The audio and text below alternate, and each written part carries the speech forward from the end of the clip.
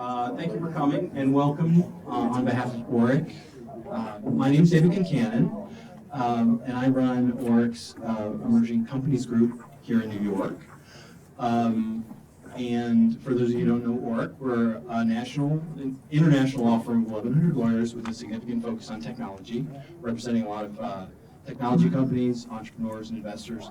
Tonight's program, which is about building a great startup culture, is part of our Total Access program. And Total Access is a program that we use to hopefully generate insights and resources for entrepreneurs and the startup community. We have events like these, panels, mentoring sessions. We have pitch coaching happening later this week here in New York. And Chad Lynch, who runs this program for us, told me to make sure to mention that on October 22nd, we're going to have a reverse demo day where great investors are going to be pitching entrepreneurs on why they should select their funds over other folks. So as I said, tonight we're here to talk about how to build a great startup culture. So it means, what is a great startup culture? How do you build it? How do you preserve it? How do you expand it with a company that hopefully is scaling to meet a great opportunity? So with that said, we've got a great group of panelists here, and I'm going to ask them to introduce themselves, starting with Wiley right here to my right. My name is Wiley Cerilli. I'm the CEO of SinglePlatform. We were acquired by Constant Contact about a year and 3 months ago. And prior to that, I was one of the founding exec team members of Seamless Web and was on the exec team for 10 years. I'm Mark Peter Davis. I wear 2 hats. My primary hat is Interplay Ventures, where we incubate companies, involved with a bunch of companies, including Venwise, where Joaquin's involved. A company called Founder Shield, which is an insurance brokerage for startups. A new one called Nomad Financial, which is a CFO outsource business for startups. DevSpark, an outsourced dev shop, and a bunch of others. I also am a venture partner at a firm called High Peaks, which is a seed fund in the city, a $75 million fund focused on B2B and e-com. And I've also been bored enough to write a book on fundraising, which is not about culture. This is one of the only copies I've ever bought, but I'll pass it around so we can see it. I'm Allyson Downey. I'm the CEO and founder of weeSpring, which is a social review site that today is focused on parents, but ultimately is the next generation of user reviews. So imagine user reviews with your social graph overlaid, kind of like Discuss, but for products. We just went through Techstars New York City. I think I'm probably the youngest venture here on the panel, and really looking forward to talking with everyone today. I'm Dane Atkinson. I'm CEO of a company called SumAll. I'm a serial entrepreneur. We are the crazy people when it comes to culture. So we have insane policies, which puts us in the spotlight a lot, and happy to talk about our petri dish that goes good and bad at the end of the day. Cool. My name is Zane. I'm the CEO and founder of Vongle.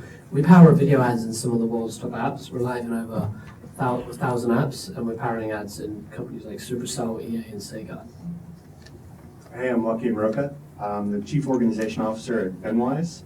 And at Venwise, we have groups for startup executives to get together and have business issues conversations, learn from each other, best practices. It really is a place where some of our esteemed panel members are also part of the groups. They come together and share. Certainly, CEO is a lonely position. And some of you may have seen Wiley in the news recently talking about how lonely the CEO position can be, and other startup executive positions as well. So we create groups where startup execs can come together and share. That's great. Joaquin, thanks. Not to pick on you, but since you were the last to speak, one of the predicates here is that we can identify what the things that we think are associated with a great culture, and it's going to differ for various people. So I thought among our panelists, maybe we'd let you start off with the question, what are some of the elements of a great startup culture, at least in your view, and we'd invite other panelists to jump in. The other thing, too, is this is going to be informal, so certainly if you've got a burning, we'll open this up to questions at intervals when it makes sense, but if there's any point in the proceedings where you'd like to get our attention and have us address a question from the audience, we'd love to do that. Sure. So I think culture is one of the most misunderstood parts of a company, and certainly in startup world as well, right? Oftentimes when you ask a company about their culture, they'll point to their kegerator, or they'll point to their foosball or their ping pong tables. And these are all parts of culture, right? But they're not culture per se. So if they do that, I think there's a misunderstanding oftentimes of what culture is. Those are cultural artifacts. And those cultural artifacts, to me, reflect underlying values. And your values, your core values as an organization, are a big part of your culture, but those values, in turn, reflect deep underlying assumptions, right? And the assumptions are, how do we win the market as a business, right? So every organization, and startups especially, have to have these assumptions. How do we win this market? It's a business decision, right? And these assumptions rely deeply on how you attack that business. And those assumptions will then inform the values that you want your company to live. And then all of those artifacts that you see should, in turn, reflect your values. Just to jump in there, I completely agree with you. Culture isn't something you write on the wall or something you enforce. It's not top down. It's a double-edged sword. It happens from every angle. Culture is something when someone walks in your office, they can sense it. People come and interview at our company and they say, "Oh, this is interesting. I can see the culture." And they're not talking about core values on the wall, or they're not talking about, events that we force people to go to. They're talking about crazy people playing ping pong in our office room, or people just getting up and not being afraid to talk to each other. And that to me is what culture is. It's the unspoken things. Okay, but if we were to list them, right? So you just named one right there, which is, honesty or openness, right? Without fear.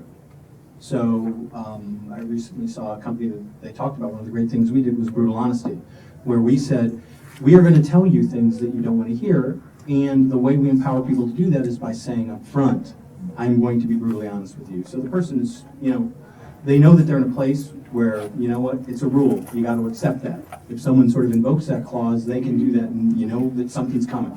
They're giving you an opportunity emotionally to prepare for that. So, brutal honesty might be one of them. But if we were to literally enumerate just single things, so Allie, you're nodding your head. I mean, are there any particular ones you would say honesty? Yes, Certainly so, being a cardinal so for virtue. us, one of our core principles is that quality is always better than quantity. It's something that applies to our customer base and our user base, but we talk about it in terms of our hours in the office and the way that we're thinking about number of meetings and all of those things, and emails and all of that stuff that winds up being such a drain. Thinking and talking about culture sometimes feels like a little bit of a luxury at this early stage, where what's foremost on my mind is making payroll and whether we're going to exist as a company a month from now.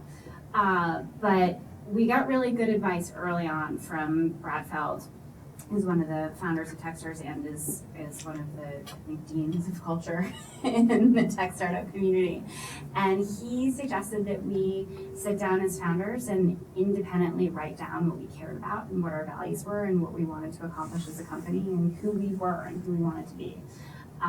And his advice on doing it as a written exercise was so the natural introverts wouldn't be overweighed by the extroverts, and no one was influenced by other people's decisions. So we did that as a team, and we were 4 founders, and we saw one founder have very, very different ideas about what our culture was and who we were as a company. And that exercise that early on it was week 3 of Techstars for us, and really, we've been live as a site online for maybe 10 weeks at that point.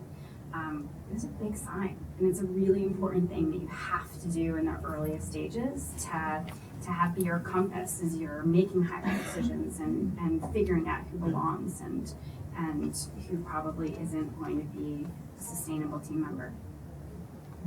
Yeah, I think it's not just the activities and the tactics and the plans and the structures, it's the chemistry between people. And so you touched on a little bit who you hire. With the Interplay side, we think a lot about who we're going to be working with and who we bring in and who we start companies with. It's one of the most important inputs because we walk down the hallway and everyone's laughing and talking trash to each other. It's a terrific environment. We didn't have to put policies out to create that. What we did is we got the right ingredients, and that made the right chemistry. And that's a big part of it. Wiley, are there any, as you're promoting, for it, if you don't know where you're going, anywhere will get you there.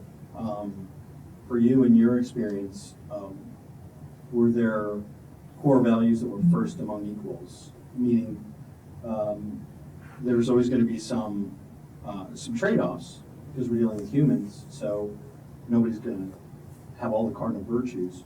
Were there some sort of non-negotiable core values that you felt, at SinglePlatform that you were working towards embodying the entire team?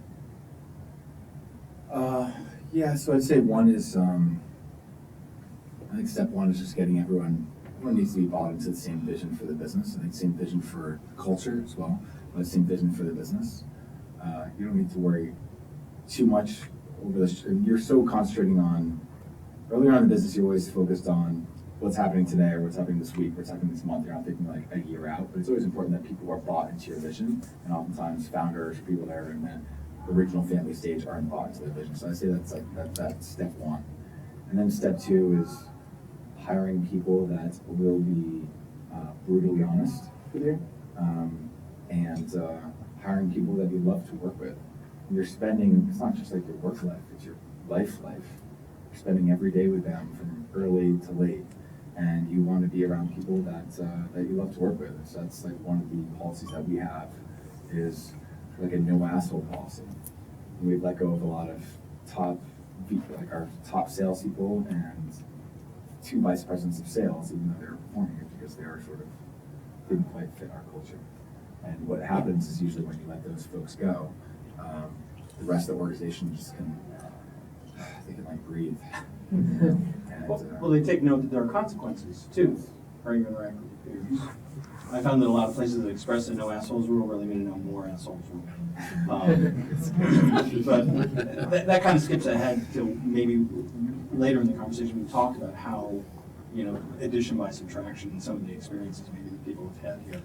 So once you've identified the values, it includes things like being honest, buying into the vision of what the business is trying to accomplish. How do you communicate that? Right. So Dane, I'm going to ask you how, and you talk about the Petri dish, maybe that's a way of communicating values to people. Yeah, I mean, so we think that culture is by far the most important thing you do in your company. Everything else, strategy, is all irrelevant in many ways. I agree with saying that it's really the living, breathing entity. But when we started our company, we spent 2 months just doing culture before we even knew what we wanted to build as a company. We hired Joaquin. He sat in a room and we wrote boards full of ideas and visions and enablement.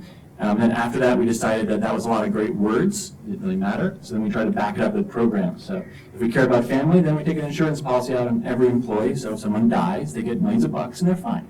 If we care about live life balance, then we lock the door if they've been checking in for 6 months so they can't get into the building because they haven't taken a vacation, right?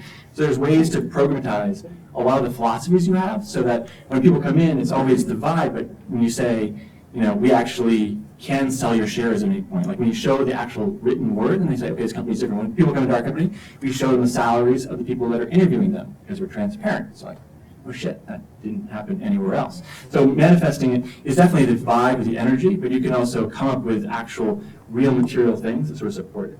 And it's worth the time, really worth the time. There are a couple of things at SumAll that we did that I think really force you to live the culture.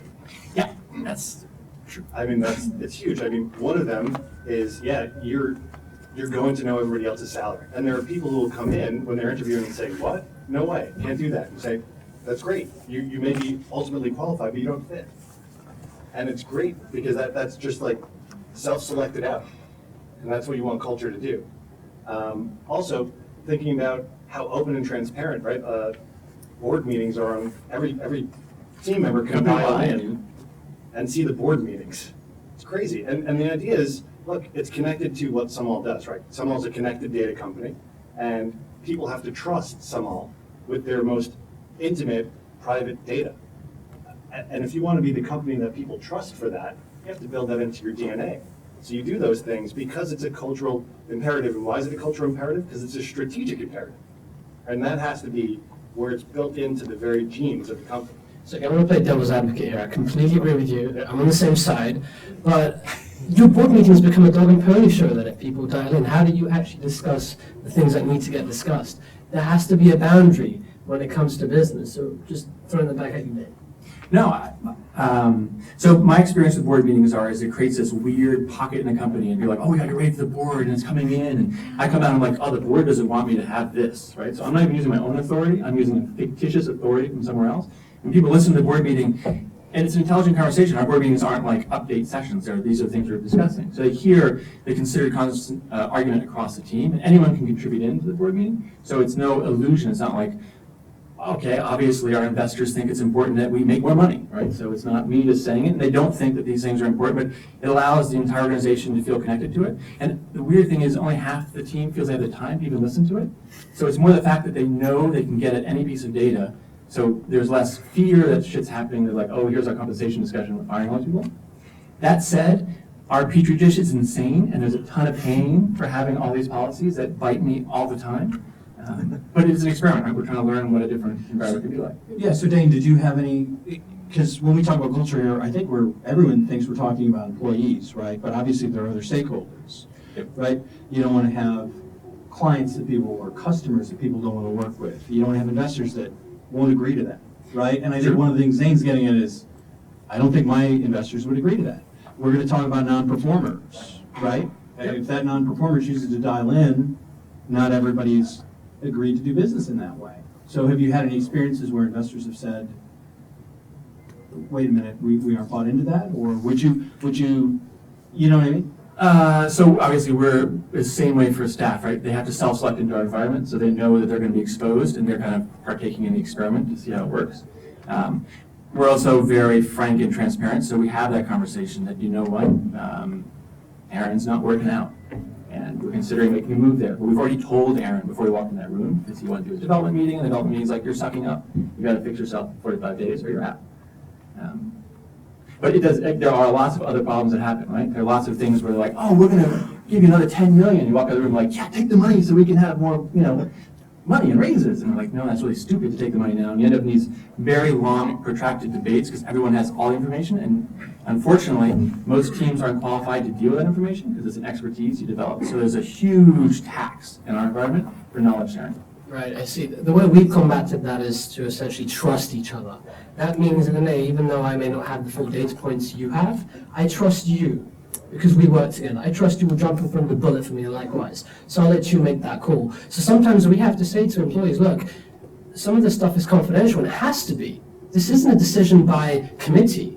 This is not necessarily a dictatorship, but there has to be a right balance. And the danger with culture sometimes is if you push it too far, then you've created a precedent and you can't take that back. Once you've set a precedent, it's really painful to take it back.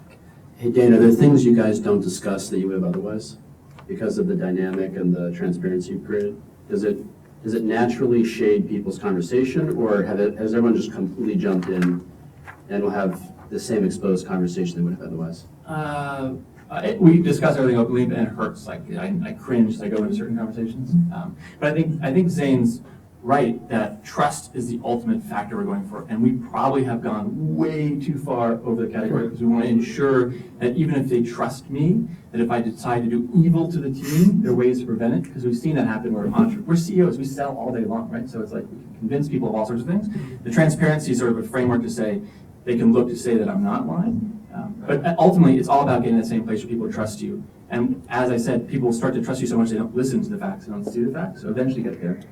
I'm not sure how well it's going to last when we get to bigger sizes, so we won't email each other. I think what I'm hearing here as well, though, is that it's an understanding that your company may have this need for radical transparency, or it may have this need for holding things back. I had dinner with a friend last night who worked at Apple, and she was talking about how there was a clear culture of secrecy, and it was something that everyone just understood and accepted and was fine with. And she said there were a lot of meetings where toward the end someone would just say, Evelyn, it's time for you to leave the room, and she just understood it, and there's no problem. But if that's built in, it's not off-putting to employees because they understand that innovation is part of their core being, and when you have a very large company, knowing that there is 100% trust with every single person there is really challenging. So just having those open conversations about what your culture is and being forthright about that. Yeah, to me, that's why it's so important when I speak with companies about their culture.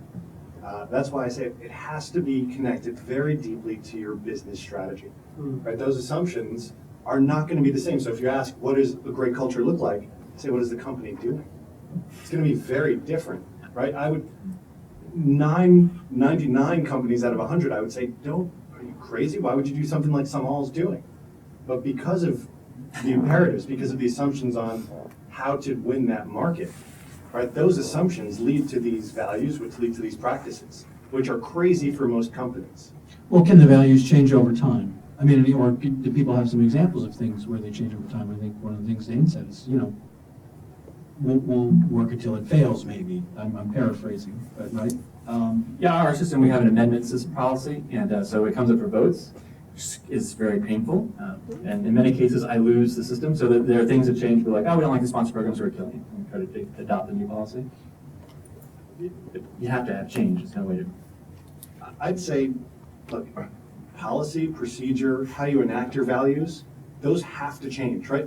Lots of companies have weekly all hands, right?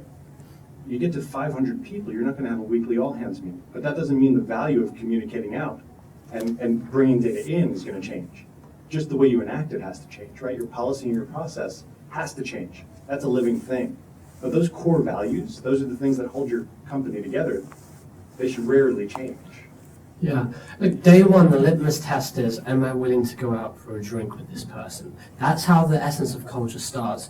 But then it starts to envelop and it starts to become bigger and bigger and bigger beyond that. And that's when things kind of can get out of control if you're not careful. But look, my advice is, and this is a bit of a weird advice, it's kind of like, remember the first time you did your driving test or you had a test to do. Someone said to you, don't worry, you'll do fine. Don't stress out over it. Same with culture. Don't take it too seriously.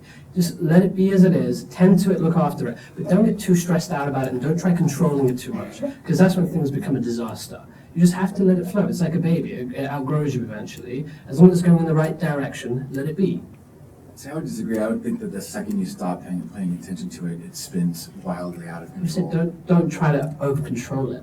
Let it grow. Over-control, sure, yeah. Yeah. But I don't think you can sort of just let it grow organically. So I think when you go from a company that's in that family stage of 5 to 10 people or so to the tribe stage, the 10 people to 70-ish. Although your values might not change, the way you're communicating them may have to change. Or when you go from that tribe stage to an organization stage, which is the stage that we're at right now, we have 150, 160 people. Things need to change. Our values haven't changed, but the second that you stop really focusing on, are we doing it the right way right now? I feel like it spins out of control, and it happened at Seamless, right? When we just kept the rules the same for culture, the way we were communicating things, and within a couple of months, things were not where they could have been. What should you guys have changed? Like what were? I think that we as an exec team had certain ideas the way we thought culture should be run, and then as you get bigger, it needs to be. It was defined to us as an exec team. We defined it as an exec team when we were 8 people. But now, when we got up to like 200, it was still defined by us. And so we needed to let the team define what it was and how the team wanted to act. Not everybody wants to go out to drinks.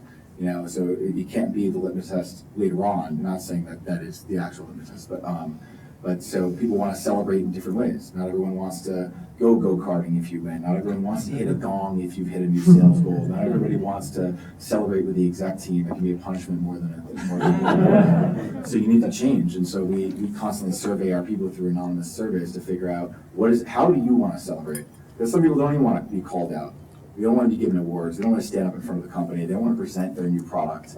Sometimes they just want to, like I think Dane, whenever they roll out a new product, I think they buy like a new goldfish and they name it after that version. I think that's a great idea. That is not how a sales team wants to celebrate. How a sales team wants to celebrate, they want, banners and fireworks and everything. So it really changes. So.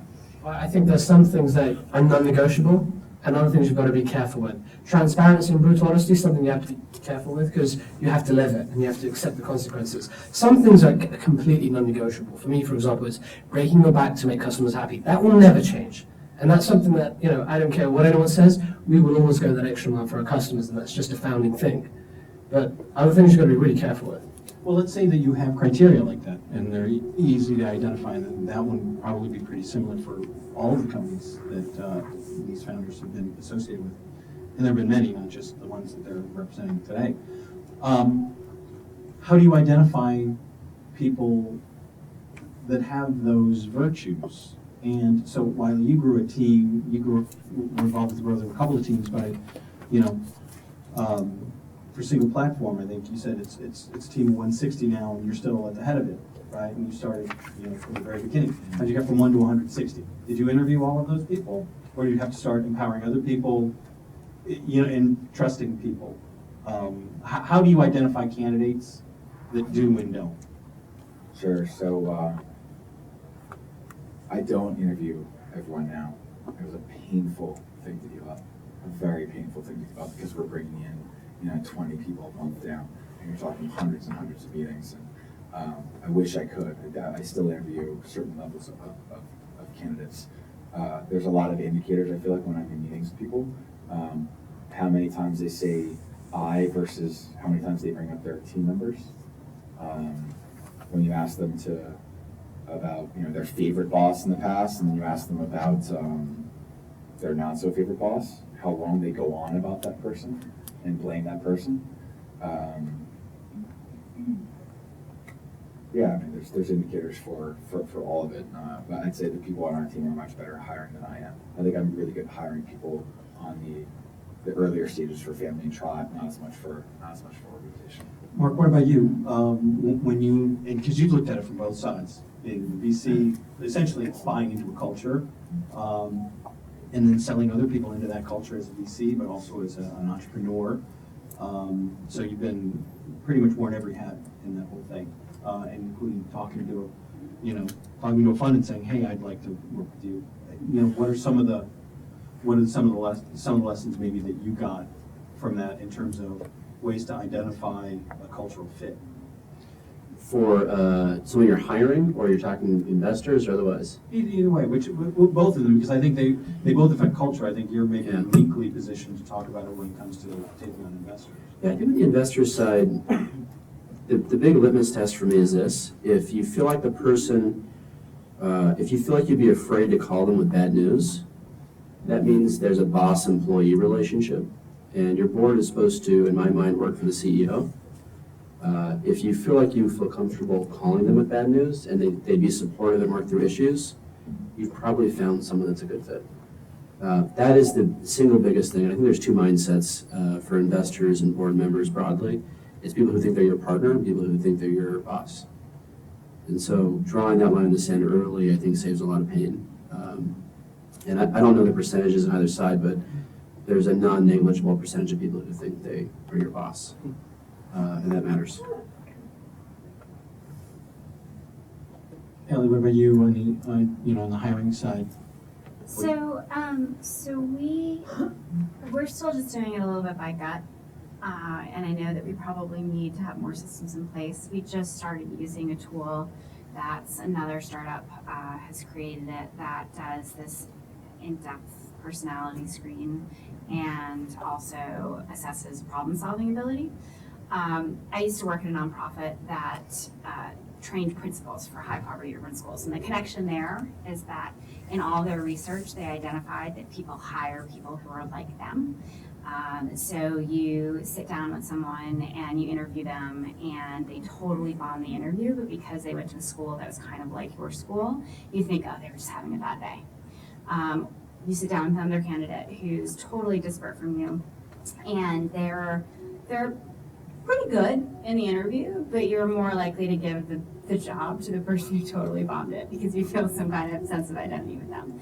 So we actually just last week ran this assessment on our whole team to validate it a little bit and see what we could learn from it, and it was fascinating how much data can actually tell you about the people that you're working with.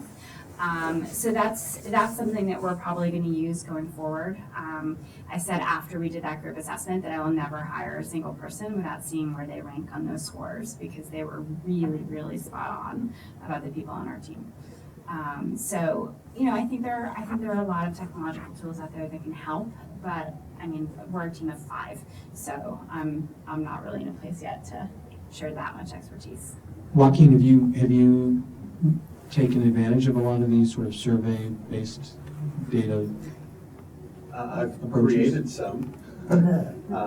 I think it is important because, like Ali said, look, it is a basic psychological truth that we like people who are like us. And that's really dangerous. If you look around tech startups, you'll see a lot of similar looking people, right? A lot of generally white men, especially at the executive levels.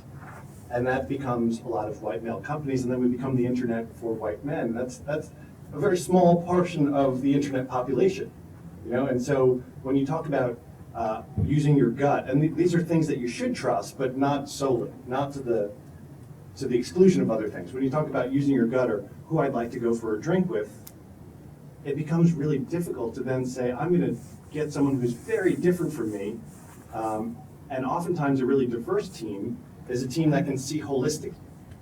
And that's so important. So to create that balance, right? To have a team of people that you really like, but are also not just like you, is a difficult thing to do, but a really important thing. It can be immensely helpful for your company. I mean, you look at a product like Band-Aids, right? And forever, Band-Aids were, and Crayola targeted the term flesh colored. What did flesh color mean? Peach, right? Pink-ish. And people of color, especially women who wear high heels and hurt their feet a lot and then use Band-Aids, they wouldn't have Band-Aids that match their skin. That looks terrible.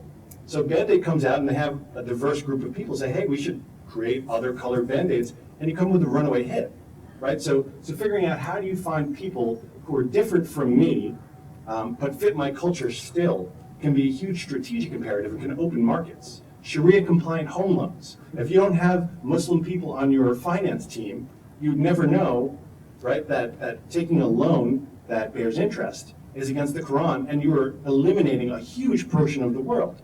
You start to have a more diverse team, which means I'm looking outside of people who are like me, yet still fit my culture, and you can open up a huge market, Sharia-compliant home loans. Billions of dollars. It's amazing. So it's really important not only to trust your gut and say, who do I like, but also to do things like Ali said, and say, what are we missing on our team, right? How homogeneous is our team, and how can we break out of that? How can we create a culture that is accepting of that diversity while still respectful and representative of our values? So in working with, not just startups, we talk about startup culture, but, many of these companies, they start as startups, but they either die or if they keep going, they're really just companies. They're tech companies. So seeing companies that have grown to some size, Wiley, you talked about it earlier, you can't interview everybody anymore given the rate of growth in your employees. And it certainly gets to be that way with customers. Knock on wood, if you can't know all of them and how they will impact your culture. But Joaquin, maybe I'd put it to you because you've worked with so many people in managing their growth over time. Are there rate-limiting factors on how fast a company can grow that are related essentially to culture? And what are some of the ways to maybe expand the velocity at which you can grow while preserving culture? If you've seen any that you... Yeah. That's a really tough nut to crack, because it happens usually after you come up against a round of finance, right? If you close a round of finance, you want to deploy that capital as quickly as you can. If you don't, right, you've messed up, right? Because you could have waited 6 months and then raised at a better rate. But if you hire too fast, you're hiring the wrong people, then you're not efficiently deploying the capital. So that is a really, really difficult thing to do. A lot of startups will hire an internal recruiter, but oftentimes recruiters are hired guns. They don't represent your culture, and they may be gone as soon as you hit a certain size. So for me, that's you have to build that into your process of hiring. You have to build that into your interviews. You have to build that not only in questions, but how you interview people, right? Are you letting them interview you, or are you interviewing them? Is it a collegiate, is it a two-way process? I'm rambling because I don't have a really good answer. Well, I want to add on something you said there. Please. In our case, we actually added a VP of talent to our management team. Yeah. Not just a recruiter, but a VP of talent. We empowered that person. The signal we gave to the company is talent is important, and it deserves a seat at the table. Because if I say the company is about people, I have to show that. And it's good for someone constantly 24 hours a day thinking, how do we create a pipeline? How do we make sure our interview committees are right? How do we make sure we screen candidates appropriately? How do we make sure that they stay with the company beyond their interviews? How do we do surveys and reviews? So us hiring a VP of talent was probably the best thing we did. And now we have a team of 3 people in recruitment who go out there and look for people and own the whole process, and they're empowered to own it. So it worked well for us. But you've got to look for the right person. Don't look for a hired gun. Don't look for someone who's just going to pick up the phone and bring in candidates. You're looking for someone who wants to build a company from the ground up and help it scale from 0 people to hundreds of people. And we found that guy, and it's worked very well for us so far. I think that's brilliant, and it takes a forward-thinking founder to do that. Not all founders are willing to make an early hire there and deploy those resources against it. So that's brilliant. Zane, what was the size of your employee base when you took that step, and Yeah. what was the rate of your growth? So it's funny, we were probably about 12 to 15 people when we decided that I want a VP of talent on my team, or I want someone who can be my partner and help me find the right people. I can't bear all of this myself. I know that's my job to recruit, but I need help, and I want to hire people smarter than me, and I found someone who's smarter than me, so why not? It makes sense, right? And also, I just hated working with external recruiters. It drove me crazy. The incentives are completely misaligned. I'm not going to go on and on about that, but you get what I'm saying. That's why we wanted to do this. I wanted to also touch on something else earlier, which was about interviewing every single person. That's something that gives me a lot of heartache, and I want to continue to interview people. So we're about 40 people now. I want to continue to interview every single person, at least the final round, until we get to 100 people. And a lot of people tell me, you're insane. Like, that's not going to scale. But every time I interview someone, and a month later or 2 months later I have their one-on-one review, they say, I'm so amazed that you actually took the time to interview me. A lot of founders and companies smaller than you say they're too busy. What kind of signal does that send to me when you tell me it's about people? So that's something I want to cherish and hold on to. Maybe I'm setting myself up for failure, I don't know. But I at least want to try that. So I think there's a difference there. I think there's a difference between saying you're too busy to meet with new people that are hired. So for instance, the first week of every person's hiring within SinglePlatform, they have a meeting with the CEO, a meeting with the COO, which is a separate meeting. They have a meeting with every single one of our exec team members, and it's like a private meeting. That is different, I believe. So that's still, you're meeting with everyone, right? And you have a follow-up the follow-up month. That's different than meeting and interviewing every single person up front, because I sort of felt like by me saying I need to interview every single person up front, that's different than I want to make sure I meet every person that comes into this organization, because now it's sort of a trust factor of I don't trust you as much to make the decision of whether this person's going to fit the culture or their organization. Well, So I think I there's agree. a little bit of difference there. So how often do you do your one-on-ones? For me, I tried monthly initially, and it was way too much. Bi-monthly is the cadence that seems to work, but when you miss a one-on-one review, employees get really angry about it. And I honestly don't mean to. Like, I'm in New York, I probably missed 2 already. Quarterly for me just seems too far apart, because too much has happened since then. But Wiley, how does it work in your case? One-on-one review. Yeah, one-on-one reviews I'm beyond. not talking about a review. Like, so we had a sales class that started last week, and I met every single person individually on the second day, which is something I do every time we bring someone on board.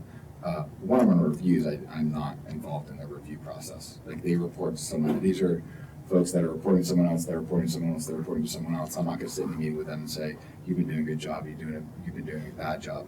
But we do offer one-on-one lunches with every one of our exec team members, and I have lunch every single day set with someone else, whether it's an entry-level person or a senior person. Actually, I don't really have lunches with senior. Yeah, I didn't mean to phrase it as a one-on-one review per se, because obviously they're direct, the manager should do that, but I just meant having FaceTime and figuring out what's going on. So in your case, you just do it randomly. No, we don't do it randomly. I mean, it changes as we get larger. One-on-ones are very difficult. Every single one of my lunches is booked with one-on-ones, and they're not with exec team members. We cycle through people, obviously. I try to get to the people that are managers every quarter or so. Again, it's not really a review. And then what we do is we have exec team lunches. So exec team members do the same exact thing I do. So they're all meeting one-on-one lunches, and then they also at the same time have group lunches where they take one person out from sales, account management, product, operations, whoever it may be from the different groups, and we do group lunches, and that happens, once a week. So we have, so dozens of lunches that happen every week, whether it's one-on-one or it's cross-departmental, which is, I think, really good. So gives you that one-on-one access. You should know everyone's name up to a couple hundred people. It just gets really difficult. So, Dane, you were talking before about how you promote values so that if you really think it's important for people to have work-life balance, you adopt and actually impose, whatever, right? Follow up on a vacation policy. Some other things that people associate with startup companies are, interesting spaces, or people have talked about the ping pong table or whatever. Are there any sort of wellness, fun type things that you've used to promote, just kind of a culture of happiness? Or any of the panelists would be interested to hear. I think everybody finds their own DNA. I'm a big fan of Wiley's hourly push-up policy, which we adopted for a while because he has his whole team drop down and do, constantly upgrading them. Something else, whatever, set up. Something different. So we tried that, and we're a little pudgier engineering culture. It lasted for a month and a half, or we just learned the count drop down and drop down. So I think it's to what Joaquin said earlier, you really have to find what is important to your initial team, what is the DNA, and then it's, especially as you start to scale, it's finding ways to make sure that's bound into your DNA in a way that adapts, but figure out policies that accommodate a wellness. We have an attitude that if anyone has 3 bad days in a row, they have to raise their hand. They can no longer say 6 months down the road, I've had a bad time in this job because they missed the window. Because no one in life should suck at what they're doing for 3 days, right? It happens, but it shouldn't be a constant run. I mean, at least you get some attention. But that's sort of, and we have issues, all of us do, we're all just trying to figure it out. But putting in structures at least make it much more tangible and a lot less likely that it's just going to disappear. It's just going to become words on the wall. Yeah, at SumAll there are a couple of things that are around that. So video games were more popular than push-ups. Push-ups, right? To the point where they'll just go bang bang, right? Yeah. And that's when everybody knows it's time to play video games. And Dane will often talk to me and say, hey, Joaquin, we should check in. People haven't been playing video games recently. Right? And that's a measure of stress at SumAll. And it's going to be different everywhere. But certainly, perhaps because it's more of an engineering culture, you have more of that. It's really interesting. Or game night. Game night's a huge thing at SumAll, right? Poker and drinking. And then also there's other. Yeah, we look sound really unhealthy. But it's going to be different each time. Each startup has their own thing. So I'll jump in on work-life balance, because thinking about core company values, we're a company that today is focused on parents. We have a lot of parents on our team, and that means there are other stresses and requirements that take precedence over whatever stress and requirement is drawing on your job. And I said from day one that if you can't manage your virtual workforce, you're doing it wrong. So giving people the freedom and flexibility to figure out when and how and where they're going to get their job done, something that's really, really important to us. I think on the team right now we have, so the three founders have kids. We have a freelancer who's a kid, and I'm about to bring on a salesperson who has a baby as well. And she and I are doing a conference call at 9 o'clock tonight because it's after our kids have gone to bed. But it means that, we're doing dinner with our kids at 5. I'm going to preschool with my son from 9 to noon every Tuesday. And, it's about flexibility, and it's about figuring out what's going to make things workable and doable for the people who are making your company run. I hope your investors aren't watching this. I'm at preschool from 9 to noon, but I'm at the office till midnight, so whatever. We had sort of previewed this before, and I would not touch on any panelists in particular, but would love to hear thoughts that people have, sort of the idea of addition by subtraction. So, maybe just issues or anecdotes people could relate around identifying people, how you do identify people that are corrosive maybe to a culture. That may be a pretty strong word, but who are dilutive or harming the culture in some way. And, how important it is to either mentor them through that back to the values, or to basically turn it into a termination event. So I'd be interested to hear sort of people's thoughts on that generally. I'm happy to talk about what we did early on in the business, not what we do now, because we're part of a public company, and we have certain policies now. But I saw someone speak, I forget who it was, and he said, it was to a room of CEOs, there was probably 100 of us in there, and he said, raise your hand if you guys would like someone to go, and everyone raised their hand. He said, put your hand down if you regret letting any of them go, and nobody put their hands down. And he was like, he was making a point. It's usually that you hold on to people way too long. And he said, at the point, someone said this, he said, at the point that you're having doubts, they're no longer doubts. And that's why when you eventually do let someone go, the whole team just sort of can breathe again. They're like, why didn't you let that person go? And to a certain extent, you're really hurting the people around you. You're not protecting your culture at all. So we used to say, when you're having doubts, they're no longer doubts. Sort of like that. Talk about ex-girlfriends of mine whenever I let them go or something. All my friends are like, oh man, what were you thinking? Like I definitely had doubts way earlier in the relationship, but it sort of hung around for whatever That's reason. another longer panel. But I'd say like especially early on in your business when your culture can be defined so easily by other people, you need to really protect it. And when you are having doubts, I've never regretted letting someone go. And you're the last person to know. I mean, the people working with them know Yes, that's that it's right. terrible. Yeah. They're stressed out. They're not carrying their weight. Do When you you- get rid of them, it's terrific. Have you had an experience where you can actually, because people sometimes don't do things well that actually relate to tasks and aren't really culturally related, but if their shortcomings relate to cultural values, can you mentor people back to the... So I don't know, but we tried in one circumstance. We got someone to a probation period. They improved for a couple months. Everyone on the team around them was still incredibly frustrated and even venting to us. We just waited too long. Eventually, we did it a month or two later, and just the productivity of that group went up. They worked more hours because they're happy in the office. It was a net positive, and so that's the addition by subtraction for sure. Zane, you look like you've had some experiences. Yeah, now I'll relate it to where we are today. We've put together a leadership team, and what matters most now is that I don't have necessarily impact or data points and everything that goes on, but your leadership team, when you put it together, you need to be radically and brutally honest and say to them, look, the bar is very high, and you have to come to me when you feel like you're not scaling, because the truth is, we are going to have to replace people, and you're taking a position that's very important. And it's the same for me as a CEO. The moment I'm not pulling my weight, I should be out of here too, because we owe it to our shareholders and the company vision to make this as big as possible. So I set that precedent from the beginning with our leadership team. And now that our leadership team is on the same page and they're always talking in terms of, look, if I don't really, do this, then I'm not the right person. When they have that kind of attitude, it reflects on their team too. They hold their team accountable and their team holds them accountable. When you're the CEO and you're trying to do everything yourself, it is really exhausting on the other hand. So I've transitioned a lot from, trying to manage everyone to just having this leadership team and having them think through things the way I would think through things, and make sure that methodology scales rather than me having to be involved intimately in every single decision. I'd add to the termination thing. It's not just about getting the person off the team that's bringing everyone else down. It's about instilling confidence in the rest of the team that you'll lead them in a way that they need to be led, and you'll take care of them. And if you're sitting there not taking action when they're asking you to, it breaks down loyalty, it breaks down morale across everyone else.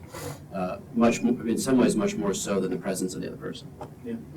So let's say somebody is a good cultural fit but is underperforming in ways that just really mean, let's say not even the task ahead of the company is greater than what that person can do, although that person may still have value, right?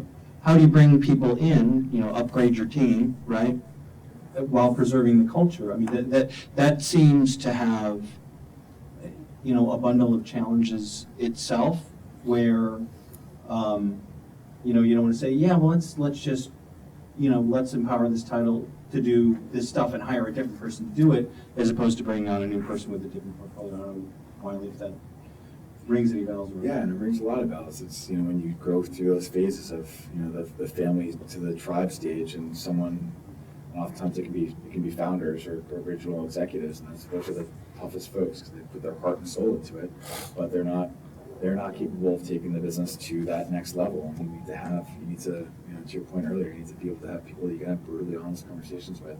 And they're the toughest conversations, especially if you're going from like tribe to an organization, which means your business is about to really scale, and you're saying, I don't think you can be a part of this. It's a very difficult conversation, but, you know, to Mark's point, like, you have to do what's right for business and what's right for the rest of the team.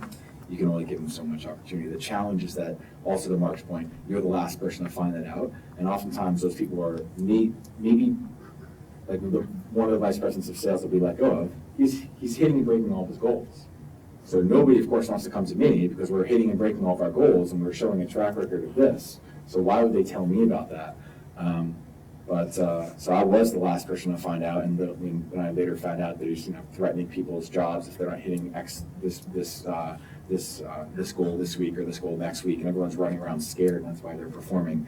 We let him go when we found it out, and productivity actually grew after he left. But it's a difficult conversation to have, especially with good people. David, when things don't work out, I often have to do something difficult, and let's look at myself. Was this my fault? Did I put this person in a position to succeed? I characterize my job as trying to find the best people, putting them in a position to succeed, and move the hell out of the way and make sure they can do their job and clear all the obstacles. And I often, you know, when we have something that's not working out, I often have to ask candidly, you know, I don't think we gave this person a chance, and I don't think we put this person in a position to succeed. And we'll go as far as, you know, we actually have a CEO coach who's more of a leadership coach who works one-on-one with people, because we really want to show people in the company, look, everyone's accountable, but you have to have your chance. Otherwise it's completely unfair for me to just say, hey, you didn't meet your metrics, you're out of here. Because otherwise that's when you start to have a scapegoats, and that's when the culture goes sideways. So we get really good advice from a mentor early on, or I thought it was really good advice, to whenever making a hire, especially in the earliest stages, say to someone, there's a pretty good chance I'm going to bring on someone above you in this role. Because when you're a really small team, you know, chances are you're going to need to bring on someone above you. And just having an honest conversation right at the outset, so setting the expectation that, you know, the person who is running sales today, when we're a 5-person, 6-person company, probably isn't going to be running sales when we're doing whatever in revenue.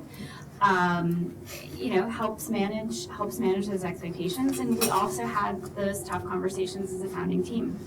My husband and I are co-founders, and we had a really open and honest conversation about what happens when he is not the best person to be managing operations of our business anymore. We know that each of us are going to be able to take this business to a certain point, and there may come a time when one of us or both of us or whatever has the role has outgrown us. So having those conversations as co-founders early on, I think we'll see. Hopefully it mitigates further down the line. But I really want to jump in here as well, by the way. I know I've had my share favorite voice on the panel, but I have to comment on this actually. This is really interesting. And I hope no one on my team is watching this, especially our VP of Sales. When our VP of Sales joined, he wasn't VP of Sales, he was just an ad sales guy. And I said to him, look, dude, I'm probably going to have to bring someone above you, and someone above that person is going to be VP of Sales, and one day someone above that person is going to be CRO.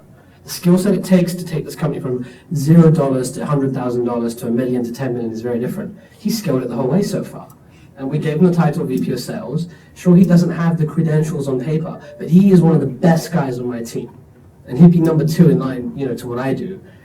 That's how much I trust him. And you have to be willing, once you say to someone, if you can scale to $10 million in revenue and they hit that, they deserve their shot. What was his name again? I met him before.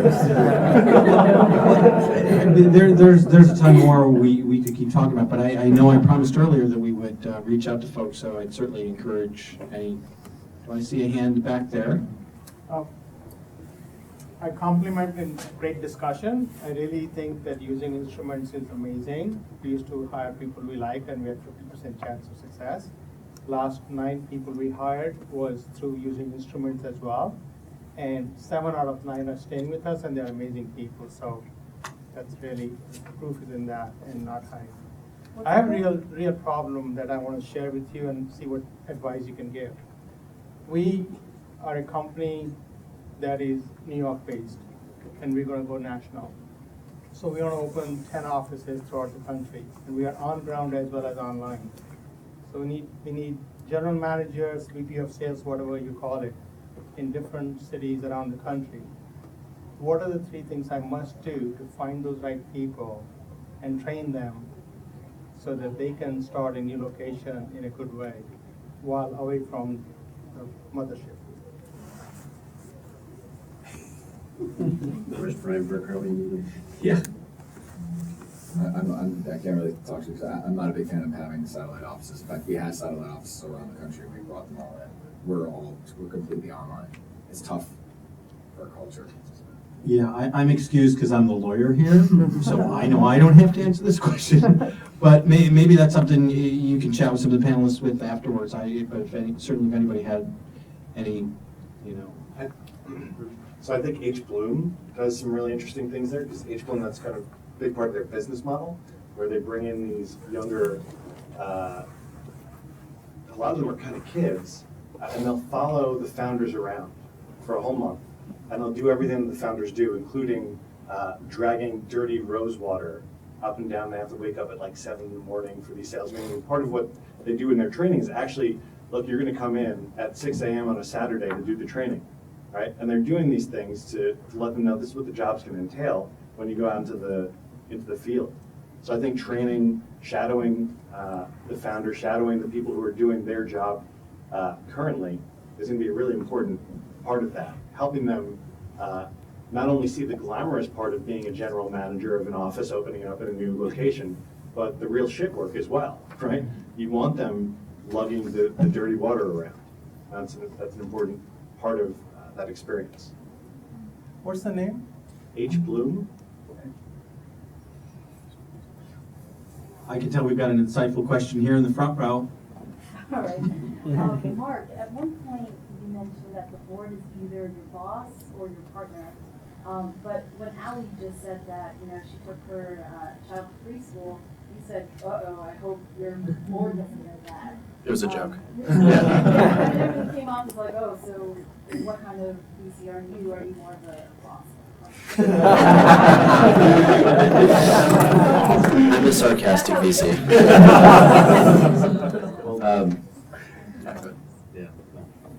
So as advocates of the value of culture, what do you do with the people? How do you convince others who don't get it, who don't see it? What do you tell them? How do you show them that this actually has a $1.00 bottom line? I think there's a couple artifacts you can do. There's a neural net test you can do, so you can see how fast information transfers to the organization if you put it one place to another place. There's a retention metric, right? So if you have 100% retention over a span of years, you know the transition cost. There's an impact ratio you can do from sort of, if you take a day off, what's the lift in productivity in our world, how many commits happen to the code base after we've lost a day of productivity. You recapture that over the next 4 or 5 months, it just increased love to the company. There are a lot of metrics you can associate to try to describe it to the stat-based human being. Probably could make up a way to put a dollar amount on it, but you think about the people who you make offers to that accept. I think that's really powerful. If you feel like you're picking the right people and they're not accepting, it says something. I think it's really, like Dane said, metrics are really, really important. I like SaaS metrics, right? You could look at the lifetime value of an employee. You can look at the cost of acquisition of an employee. You can find those ratios, right? You can really start to look and measure, just like you would measure your bottom line, you can measure the impact of your cultural initiatives. Basically, if you think that, and most CEOs will say, our most important asset is our people. Our people leave every day and we hope they come back the next morning. If you really believe that, measure it, right? What's the average revenue per employee? And how can we increase the average revenue per employee? How can we lower churn of our employees? How can we lower the cost of acquisition for a new employee? If we offer somebody, how can we make sure that it takes 2 weeks to find a new VP engineering because we've created such an awesome organization? a member of this panel did recently. I always think back to a buddy of mine who was interviewing at a major investment institution. And he went into the interview and he got to the final rounds and he asked the guys that were interviewing, he said, "Do you like your job? Are you happy?" And they were all staring at their shoes. He didn't take it. What if that happens at your company? That's extreme. But. I'm going to take one more, if I can. So, when you are trying to hire new employees, how do you communicate what your company culture is, which also feeds into what you talked about in terms of cutting down on costs? I'll add something on this, and I think probably. Yeah, it's how do you communicate culture to people when you're hiring them? Everyone has a different style, and probably a different answer to this. One thing I found very effective for me is show, not tell. So I'd probably drop an F-bomb or two in the interview. Make them super casual. You dress a certain way. Show them kind of how we operate. Have people in laughing in the hallways. It's just, that's the real stuff. You can say you have fun and you walk out and it's the institution where everyone hates their job. It's not real. So I think that's much more powerful than using adjectives and other things. Within the funnel Everyone has starts, probably different answers. within the funnel starts when somebody actually sees your job posting, right?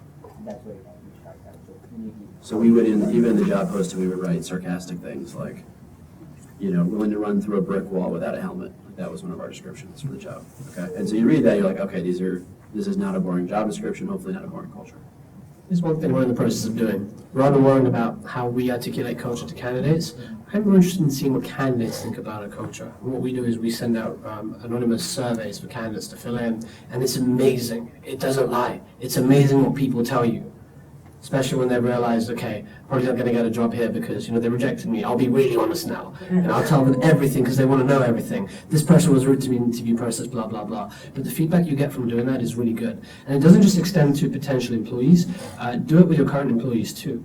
Let them fill in anonymous reviews, and we do a lot of surveys after we do company all-hand meetings and get feedback from people. But that stuff doesn't lie. And if you really want to be transparent, you should share it with your employees. That's a scary thing to do too.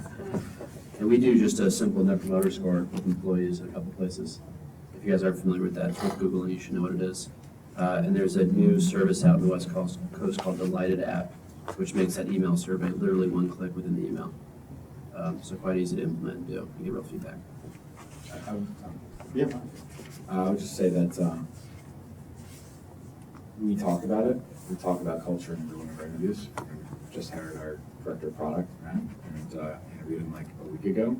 And up on the board behind his head was conveniently all the steps that we take to make sure that we have great culture. The ways that we communicate with our company, they're all artifacts, right? The ways that we communicate with our company, the ways we celebrate all of our wins, and the ways that we're constantly looking for upgrading our team. And they are, to Dane's point, like our culture is very different from Dane's culture. Our team has created that culture. Our culture is a culture of salespeople and celebrating. So after you talk about those things, we walk them through the environment, and they see hoopla, up on the screen, which their faces go up on the screen every time they make a sale, and there's loud noise. They see the gong. They see like all these different things. They see our walls of wow, which is all of our comments from our customers saying how much they love us. Their wow comments. We have hundreds of them all over our walls. So we talk about how we value our customers succeeding. So we actually have a board, and Matt can attest to this, that was sitting right behind him, and we talk about culture every time, and then we walk him through it after the interview.